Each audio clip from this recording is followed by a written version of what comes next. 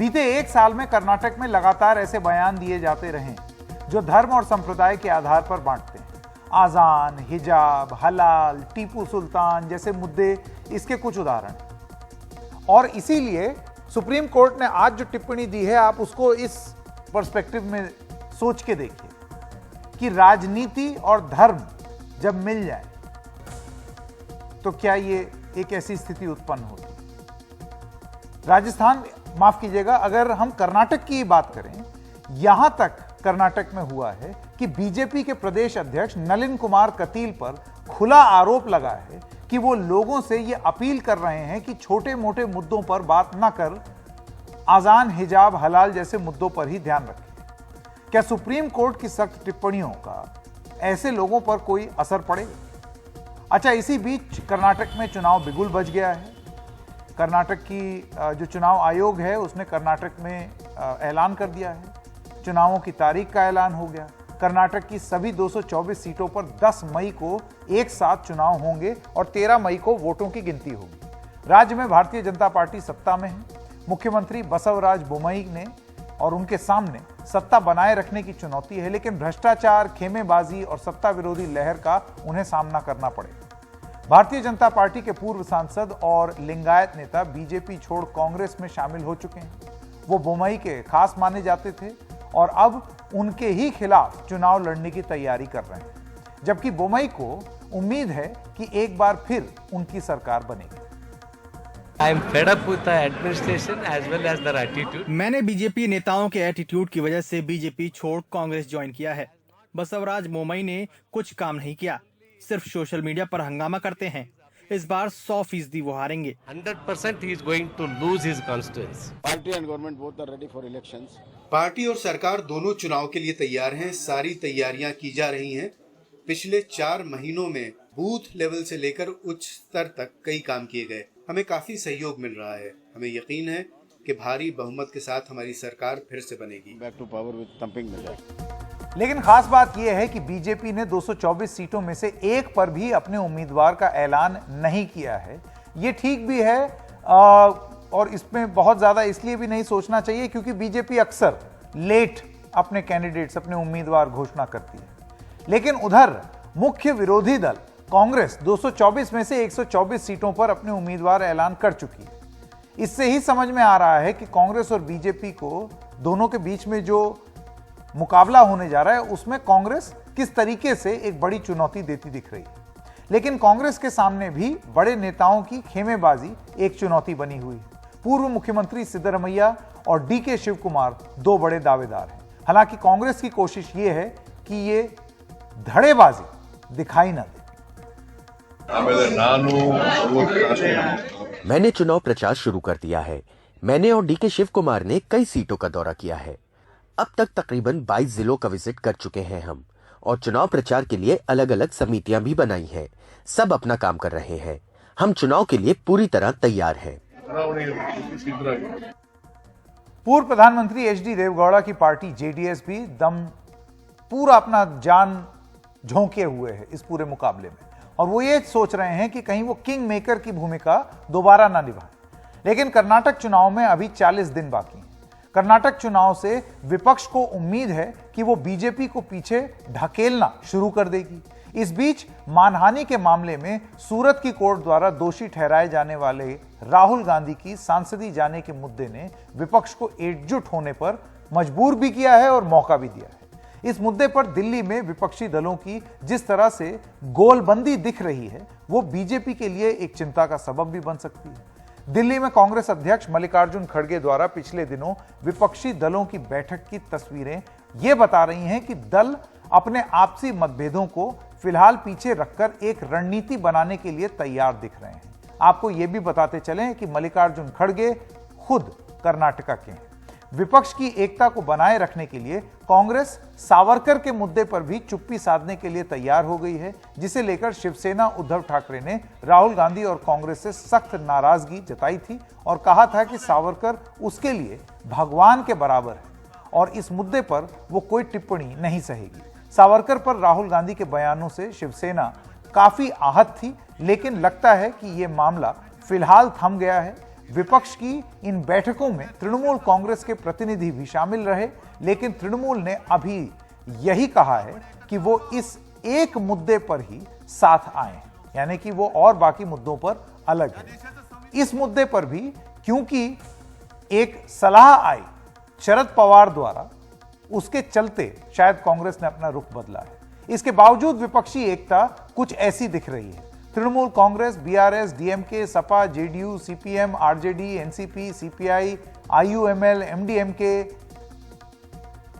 RSP, Aam Aadmi Party, National Conference, Shiv Sena, UBT और केरल कांग्रेस सब साथ आ गए हैं। लेकिन विपक्ष की ये एकजुटता कितनी लंबी टिकेगी, इस पर सवाल जरूर खड़े किए जा रहे हैं। इस विपक्षी एकता का इम्तिहान 2024 के आम चुनावों से पहले राज्य विधानसभाओं के चुनावों में ही होगा। कर्नाटक के बाद साल के अंत तक राजस्थान, मध्य प्रदेश, छत्तीसगढ़ और तेलंगाना में भी चुनाव होने हैं। वैसे एक खास बात यह भी है कि राहुल गांधी की सदस्यता रद्द होने को लेकर कांग्रेस ने अभी तक ऊंची अदालत में अपील नहीं की है। राहुल गांधी के पास अपील के लिए 30 दिन का समय है। कांग्रेस नेताओं का यह कहना है कि जल्द ही अपील दायर की जाएगी, लेकिन जानकार मानते हैं कि उस मुद्दे को भुनाने के लिए कांग्रेस समय ले रही है और अपील में देरी कर रही है, क्योंकि यह मुद्दा विपक्ष की एकता के लिए गोंद साबित होता जा रहा है। बहुत सारे लोग एक साथ आ गए हैं। आज आप देखें तो चुनाव आयोग ने जब कर्नाटक चुनाव का ऐलान किया तो उसमें वायनाड के चुनाव का ऐलान नहीं किया। उन्होंने बोला अभी हमारे पास 6 महीने का समय है।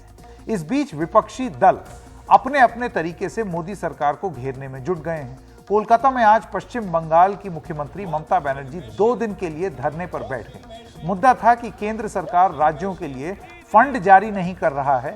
ऐसे में उन्होंने बीजेपी को जमकर घेरा और उसे वॉशिंग मशीन करार दिया, जैसे कि आप इस तस्वीर में देख रहे हैं।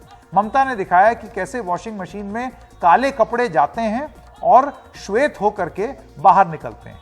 ममता बनर्जी ने कहा कि मीडिया चैनल्स को कहा गया है कि ममता को मत दिखाना, मुझे दिखाने की जरूरत नहीं है, क्योंकि जरूरत पड़ने पर मैं पीएम हाउस के बाहर भी बैठ सकती हूं। साथ ही उन्होंने कहा कि दिल्ली में तूफान आने वाला है, सभी विपक्षी दलों को मिलकर लड़ने की जरूरत है, हमें सत्ता से बीजेपी को हटाना ही होगा। और ऑपोजिशन पार्टी को एक साथ में लड़ना है और बीजेपी को इधर से हटाना है, देश से हटाना है, कुर्सी से हटाना है, चेयर से हटाना है और ऑपोजिशन पार्टी को इकट्ठा होकर लड़ना है, कामयाबी का साथ लड़ना है, सारे पड़ोसी का साथ लड़ना है और बीजेपी को कुर्सी से हटाना है।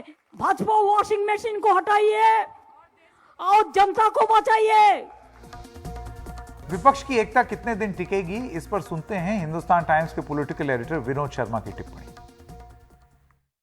भविष्य में क्या होगा उसका तो कहना मुश्किल है, क्योंकि मैं जोशी तो हूं नहीं, लेकिन सच्चाई ये है कि भारतीय जनता पार्टी ने ऐसी परिस्थिति पैदा कर दी है कि विपक्षी दल आज के दिन ये मानते हैं कि भारतीय जनता पार्टी जो है वो कंपटीशन की राजनीति नहीं करती है, वो एलिमिनेशन की राजनीति करती है, कॉम्पिटिटिव स्पेस में एलिमिनेशन की। और इसके चलते उन सबको ये लगता है कि जो केसेस उनके खिलाफ दर्ज हुए हैं वो अंततोगत्वा उनका अंजाम वही हो सकता है जो राहुल गांधी के खिलाफ जो केस लाया गया था उसका अंजाम हुआ। यह भी देखना है कि ऊपर की कोर्ट्स जो लोअर कोर्ट का डिसीजन है उसको अपहोल्ड करती है कि नहीं करती है।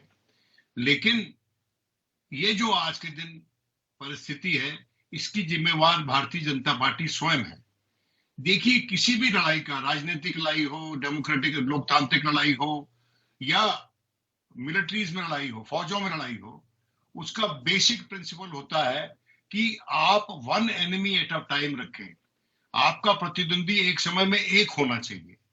लेकिन आज के दिन भारतीय जनता पार्टी ने अपने प्रतिद्वंदी अनेक बना दिए और जिसके चलते ये हो सकता है कि ये जो विपक्षी एकता जो कल तक एक ख्वाब नजर आती थी वो हो जाए इलेक्शन होने से पहले। तो देखना यह है कि ये जो आज के दिन जो पूरा मुहिम चल रहा है विपक्ष का वो किसी मुकाम पे पहुंचता है कि नहीं पहुंचता। लेकिन भारतीय जनता पार्टी को इस बात पे थोड़ा गौर नजर करना चाहिए कि राजनीति में बल प्रयोग ही सबसे अच्छा रास्ता नहीं होता। राजनीति में कभी कभी दोस्तियां भी बनानी चाहिए उन लोगों से जो आपके प्रतिद्वंदी हैं, ताकि ऐसा लगे कि ना सिर्फ आप लोकतांत्रिक तरीके से जीते हैं, पर आप लोकतांत्रिक तरीके से राजनीति भी करना चाहते हैं। इस पूरे मुद्दे पर ज्यादा जानकारी के लिए हमारे साथ हैं वरिष्ठ पत्रकार विजय चोरमारे। विजय जी, आप किस तरीके से देखते हैं विपक्षी एकता को? संकेत जी, विपक्षी एकता की बात करें तो कांग्रेस के खेमे में कौन कौन सी पार्टियां है ये देखना चाहिए। मुझे लगता है आपको सबको पता है, RJD, SP, NCP, left front, DMK, JDU, national conference और झारखंड मुक्ति मोर्चा और शिवसेना, यही जो पार्टियां है यही कांग्रेस के खेमे में है। जो जिन पार्टियों की ज्यादा चर्चा चल रही है, यानी कि तृणमूल कांग्रेस हो, आम आदमी पार्टी हो, टीआरएस हो, मुझे लगता है उन पार्टियों को हिसाब में नहीं रखकर विपक्ष को आगे चलना चाहिए, क्योंकि ये पार्टियां कभी भी पाला बदल सकते हैं अंत में। दूसरा जो अहम मुद्दा है विपक्षी एकता में, वही नेतृत्व का मुद्दा। और मुझे लगता है अगर पूरा विपक्ष नेतृत्व का मुद्दा अलग रखकर आगे जाने की सोचेगा तो अच्छे रिजल्ट आ सकते हैं, मगर ऐसा होने की संभावना नहीं दिख रही, क्योंकि ममता बनर्जी दिख रहे अपना नेतृत्व आगे लाने के लिए कोशिश करें। ममता बनर्जी हो, अरविंद केजरीवाल हो, चंद्रशेखर राव हो, ये जो नेता है ये इस पूरी लड़ाई में अपना नेतृत्व, अपना घोड़ा आगे बढ़ाने की कोशिश कर रहे। इनको विपक्षी एकता से कोई मतलब नहीं दिखता है। बार बार दिख रहा है जो चंद्रशेखर राव के जो पिछले कई महीनों से बयान आ रहे, उनके जो कुछ गड़बड़ियां चल रहे, ममता बनर्जी जिस तरह से ऑपरेट हो रही है, अरविंद केजरीवाल जिस तरह से कांग्रेस को नुकसान पहुंचाने की राज्य में कोशिश कर रहे, ये विपक्षी खेमा इन तीनों दलों को देखकर बड़ा दिखता है, मगर इन तीनों दलों को अलग रखकर अगर विपक्ष आगे जाने की कोशिश करेगा तो मुझे लगता है कुछ अच्छे रिजल्ट आ सकते हैं। अभी ताजा देखेंगे कर्नाटक में ये जो जेडीएस क्या करेगा, क्योंकि जो अब तक के जो सर्वेज आए उसमें दिखता है कि सत्ता की चाबी जेडीएस के पास रहेगी। अगर इलेक्शन के बाद सत्ता की चाबी जेडीएस के पास रहेगी तो कांग्रेस का तालमेल उनके साथ कैसा रहेगा, या फिर वो बीजेपी के साथ जाएंगे, यही भी देखना पड़ेगा। क्योंकि ये वो पार्टी है जो कि बीजेपी के साथ भी जा चुकी है, इतिहास गवाह है इस बात। जा चुकी है, और ये ममता हो, टीआरएस हो, जेडीएस हो, ये सारे लोग जो विचारधारा की लड़ाई है, आइडियोलॉजिकल लड़ाई, इस लड़ाई में जो पार्टियां कांग्रेस के साथ है वो अपना खेमा मान कर ही आगे चलना विपक्ष को पड़ेगा।